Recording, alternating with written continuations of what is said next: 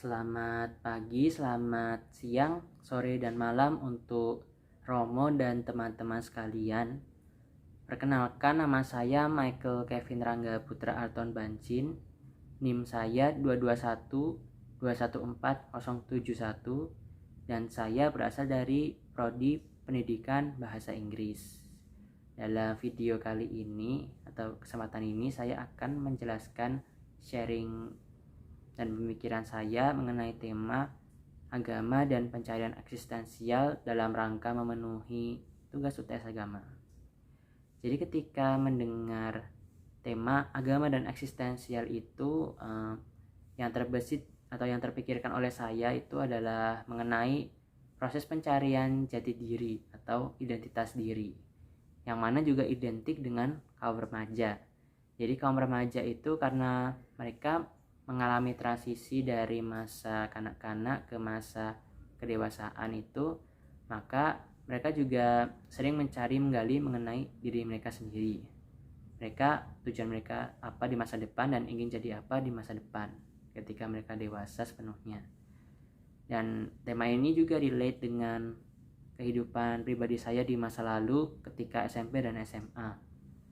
Pada waktu SMP itu saya orangnya masih malu-malu dan tidak begitu percaya diri, dan masih kesulitan menjalin interaksi dengan orang lain. Sama seperti halnya tokoh film Wonder, August Pullman atau Oggy Pullman, di mana Oggy Pullman ini pada hari pertama sekolah itu tidak percaya diri dan masih malu-malu, dan juga masih ragu-ragu untuk menjalin pertemanan gitu karena penampilan fisiknya. Nah, dari tokoh Oggy Pullman ini, dia kan awalnya malu-malu, namun berkat dukungan dari keluarganya dan karena dia menerima dirinya sendiri, menerima kekurangannya, dia menjadi percaya diri, dan akhirnya teman-temannya pun juga melihat bahwa Oggy Pullman ini adalah orang baik dan berprestasi, hingga akhirnya mereka semua berteman dan menjadi suatu sahabat yang harmonis. Dan dari Oggy Pullman ini saya belajar bahwa kita harus seperti menerima kekurangan diri kita sendiri dan tidak malu-malu, supaya kita bisa terus melangkah menuju proses yang lebih baik gitu. Lalu ada masa SMA tuh ketika saya tidak naik kelas, dan hal itu membuat saya begitu terpuruk dan putus asa.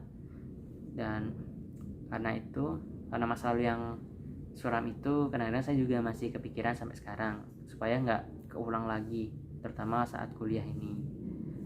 Nah, tapi untungnya ketika saya bersyukur karena mendapat dukungan yang penuh dari keluarga dan teman-teman ketika saya tidak naik kelas itu, sehingga akhirnya saya dapat mengembangkan dan membangkitkan semangat saya bersekolah, belajar, tidak putus asa lagi, dan akhirnya bisa lulus sepenuhnya hingga saat ini bisa kuliah. Dan mengenai dukungan keluarga itu juga ada satu tokoh dari film nanti kita cerita tentang hari ini, yaitu Awan, yang juga relate karena Awan ini kan dia selalu merundingkan permasalahan dengan keluarganya terlebih dahulu sebelum memutuskan, yang begitu relate dengan saya juga, yang dimana keluarga itu menjadi tempat yang utama, dan pertama kali di keluarga itu kita ditanamkan pendidikan karakter dan nilai-nilai gitu. Lalu terdapat figur lintas iman yang saya pilih itu Ajahn Brahm, karena Ajahn Brahm pernah menceritakan dalam bukunya, dalam The Ineffable Make It Right, dimana beliau bermeditasi, dan dalam meditasinya itu beliau seperti meninggalkan semua beban dan melepaskan semua beban masa lalu yang misalnya pahit atau tidak menyenangkan, dan beliau juga tidak begitu khawatir berlebihan mengenai masa depan. Dan itu menginspirasi saya karena saya yang juga pernah mengalami masa lalu yang buruk karena tidak naik kelas itu, saya juga berusaha untuk melepaskan masa lalu yang pahit itu, namun bisa menjadikannya dorongan agar bisa menjadi lebih baik saat ini. Dan Ajahn Brahm juga pernah berkata dalam mengibaratkan dalam bukunya, yaitu A Meditator's Handbook, Mindfulness, Bliss and Beyond, di mana panggilan kesucian itu diibaratkan dengan pencarian eksistensial kaum muda atau kaum beriman digital Z.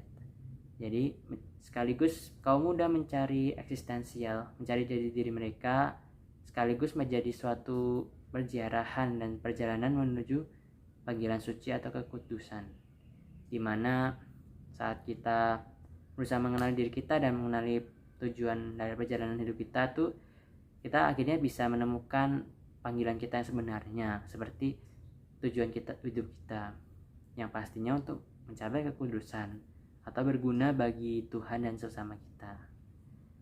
Lalu ada figur publik juga, yaitu Maudy Ayunda.